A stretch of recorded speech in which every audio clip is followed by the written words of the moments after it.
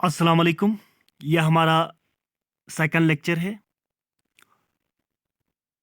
Biological classification के ऊपर और आज के इस लेक्चर में हम डिस्कस करेंगे किंगडम प्रोटिस्टा। किंगडम प्रोटिस्टा के अंदर हम सिंगल सेलेट यूकैरियोटिक ऑर्गेनिजम्स को रखते हैं, या हम इस तरह से कह सकते हैं यूनिसेल्युलर यूकैरियोटिक जितने भी ऑर्गेनिजम्स होते हैं, चाहे उसका नेचर प्रोके ये प्लांट्स के जैसा हो या एनिमल्स के जैसा हो, सभी को हम किस में रखते हैं? किंगडम प्रोटिस्टा के अंदर। ये जो किंगडम जो प्रोटिस्टा होते हैं प्राइमरीली ये एक्वेटिक होता है, ये पानी में रहते हैं और ये किंगडम लिंक शो करते हैं with plants, animal and fungi.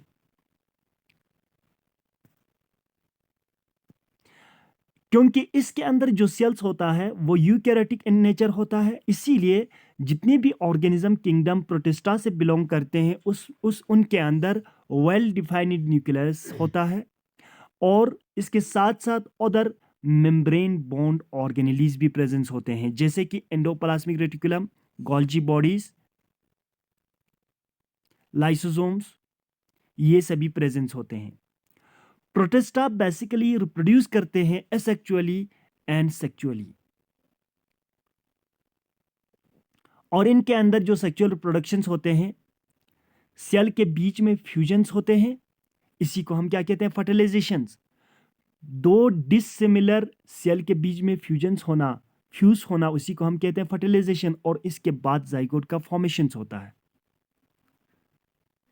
Kingdom protista को हम क्लासिफाई कर सकते हैं ऑन द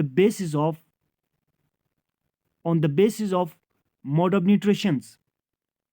अब देखो यहां पे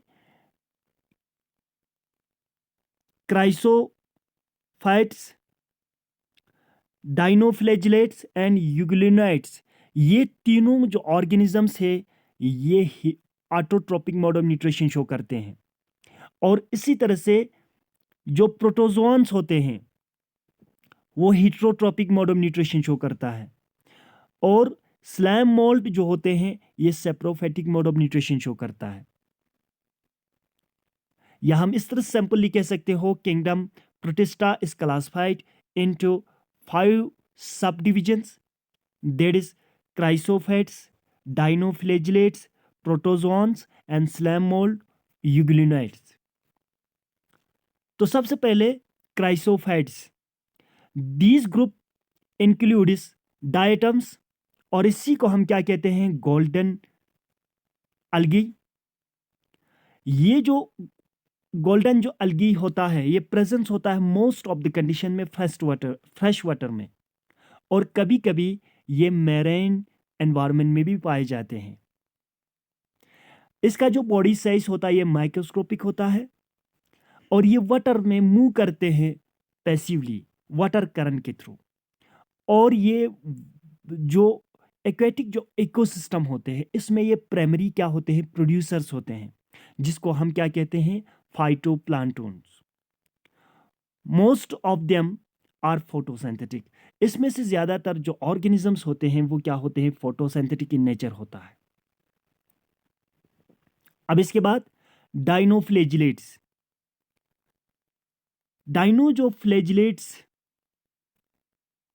के अंदर जो ऑर्गेनिजम्स होते हैं इनको हम कहते हैं फायर अलगा या फायर अलगी कहते हैं। दीज ऑर्गेनिजम्स प्रेजेंस इन मेरेन, और ये फोटोसिंथेटिक होते हैं। इसका कलर जो होता है वेरिएबल होता है, डिफरेंट होता है, येलो होता है, ग्रीन होता है, ब्राउन होता है, ब्लू और रेड। ये डिपेंड करता है कि इसके अंदर पिगमेंट कौन सा है, कौन से पिगमेंट का ज्यादा कंसंट्रेशन है, उसके बेस पे डिपेंड करता है। इसका जो सेल वॉल होते हैं सेल्यूलोजिक होते हैं आउटर सरफेस में। Most of them have 2 flagella. इसके पास क्या होते हैं? फ्लैजिला भी प्रेजेंस होता है, और ये फ्लैजिला का जो नंबर होता है 2 होते हैं। अब देखो रेड फ्लैजिलेट जो होते हैं इसका मल्टीपल जो रिप्रोडक्शन का जो रेट है वो हाई होता है। ये शॉर्ट पीरियड ऑफ टाइम में बहुत सारा अपना नंबर बढ़ा देते हैं। इसकी वजह से पूरा सी का कलर क्या होते हैं, रेड होते हैं। इसी को हम क्या कहते हैं, रेड टाइड कहते हैं।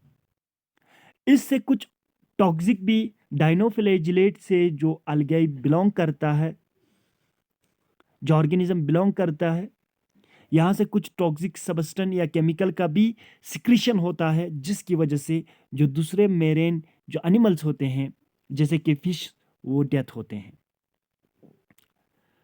और जो थर्ड कैटेगरी का है यूग्लिनाइड्स, ये यूग्लिनाइड जो होता है ये फ्रेश वाटर होता है, और कभी कभी ये स्टैग्नेंट वाटर में भी प्रेजेंस होता है। इसका सेल वॉल नहीं होते हैं, सेल वॉल के जगह पे यहाँ पे प्रोटीन का रिच लेयर होते हैं, और इसी को हम क्या कहते हैं, पेलिकल कहते हैं। और इसी पेलिकल की वजह से इसका बॉडी जो होता है फ्लेक्सिबल होता है। इसमें मोड ऑफ न्यूट्रिशन बेसिकली दो किस्म के होते हैं। जब सनलाइट प्रेजेंस होता है तो ये फोटोसिंथेसिस करते हैं, जब सनलाइट एब्सेंस होता है तो ये heterotrophic mode of nutrition show करता है।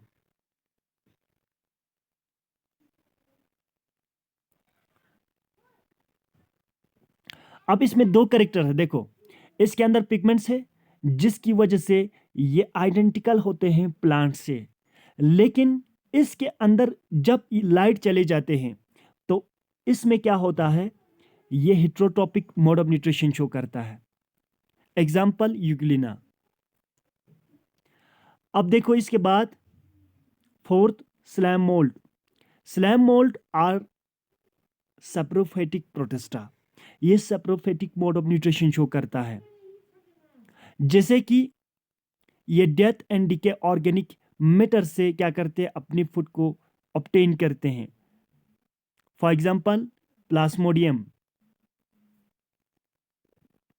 और इसके बाद प्रोटोजोन्स, जितनी भी प्रोटोजोन्स होते हैं वो सब क्या होते हैं, heterotrophic mode of nutrition show करते हैं। पैरासिटिक होते हैं या प्रीडेटर होते हैं। ये बताया जाता है कि जो सबसे पहले जो प्रिमिटिव एनिमल्स था उसका नेचर भी इस प्रोटोजोन की तरफ था, जैसा था। There are four major groups of protozoans. यहाँ पे हमारे पास 4 डिफरेंट ग्रुप्स है प्रोटोजोन्स का। जैसे कि सबसे पहले एमोबाइट प्रोटोजोन्स। ये जो ऑर्गेनिजम्स है फ्रेश वाटर में प्रेजेंस होता है, सी वाटर में प्रेजेंस होता है, और मॉइस्ट सॉइल में भी प्रेजेंस होता है। ये एक जगह से दूसरी जगह मूव करते हैं with the help of pseudopodia, जिसको हम क्या कहते हैं, फॉल्स फीट, जैसे कि एमोबा। और सम मेंबर्स जो होता है क्या होता है, पैरासाइटिक होता है, जैसे कि एंटी एमोबा। अब इसके बाद जो सेकंड टाइप्स है flagellated protozoans. The member of this group are either free living और parasitic. They have flagella. The parasitic form causes disease such as sleeping sickness. इसकी मदद से क्या होता है, डिजीज होता है, जिसकी वजह से आदमी ज्यादातर सोता है, जैसे कि फॉर एग्जांपल ट्राइफोनोसोमा। इसके अंदर जो ऑर्गन्स को यूज करते हैं मूवमेंट्स के लिए वो होते हैं फ्लैजिला। अब third type of protozoans, that is chelated protozoans. इनके बॉडी में क्या होते हैं, सीलिया प्रेजेंस होते हैं। अब सीलिया एंड फ्लैजिला में जो डिफरेंस है, सीलिया एक तो लोकोमोशन के लिए यूज होता है, दूसरा जो फ्लूइड्स है उसके सराउंडिंग में, चाहे इनसाइड हो या आउटसाइड हो, इसके ट्रांसपोर्ट में भी सीलिया का यूज होते हैं। लेकिन फ्लैजिला सिर्फ लोकोमोशंस के लिए, मूवमेंट्स के लिए ही यूज होते हैं। They are aquatic mostly actively moving organisms because of the presence of thousands of cilia. They have a cavity in their body, और इसी कैविटी के थ्रू ये इनटेक करते हैं किसको, फूड को, जैसे कि पैरामीशियम। अब इसके बाद fourth type of protozoan, that is sporozoans. These includes diverse organisms that have infections spore like stage in their life cycle. जैसे कि आप लोगों ने सुना होगा, जब एनोफिल मॉस्किटो हमारे ह्यूमंस के बॉडी को बाइट करते हैं, काटते हैं, उस टाइम पे उसको क्या होते हैं, मलेरिया होते हैं। अब मलेरिया किस से होते हैं? प्लाज्मोडियम से।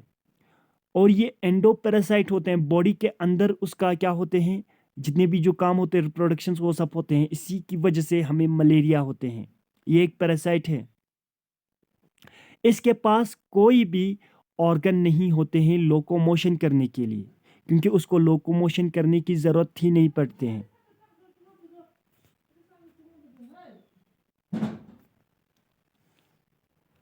इस लेक्चर में इतना ही। नेक्स्ट लेक्चर में हम डिस्कस करेंगे किंगडम फंजाई।